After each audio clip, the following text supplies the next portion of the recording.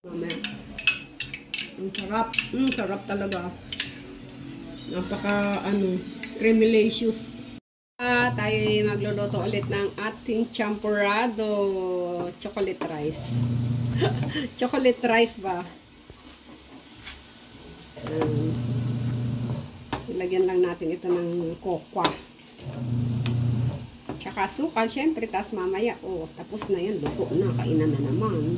Hanggang merienda, tanghalian, tapunan na lang magkakanin. Sarap itong kainin pag ganitong, paulan-ulan, bagyo.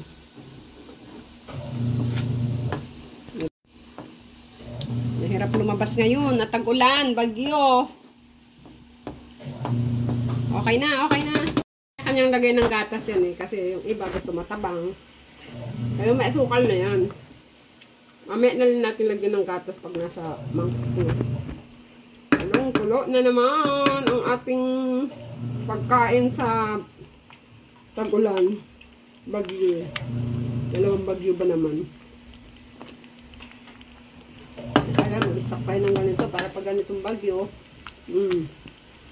Yan. Anytime may mailuto tayo. At ganyan-ganyan lang.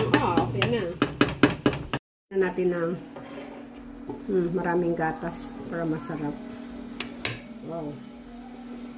Okay, Joyce, kain na, Joyce. Ito na ang ating champuradong masarap. Oh my God, ang daming niya. May gatas yata.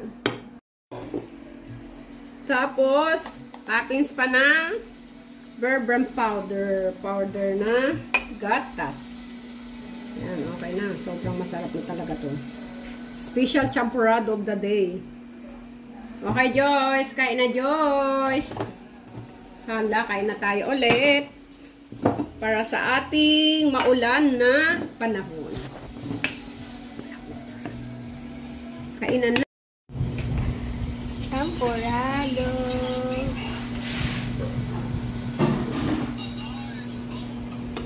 Gusto ba? Uy. Sayang kasi shirt ko Baka shirt ako Ito. Videohan. Yummy! Tingnan ako, dinner nga ako. Narungan. Yummy, sabi mo naman Diyos, ang sarap naman kamo, sarap kami, ang sarap. Ayaw ang sabi, pero nabubos naman yan. Pupos. Sarap for the second time. Nabitin ako sa unang mangkok. Kainin natin ang ating champurrado ulit sa ating bagyong panahon. Ang sarap. Sarap pala paglagyan ng powder at saka ibap.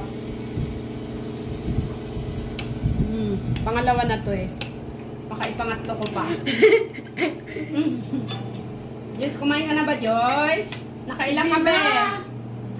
Nakailang ka? Dalawa din. At tubig. O sige, ilo ka na ng tubig. Okay, kain tayo ng champurrado. Ingat-ingat po ulit tayo dahil dalawa yung bagyo.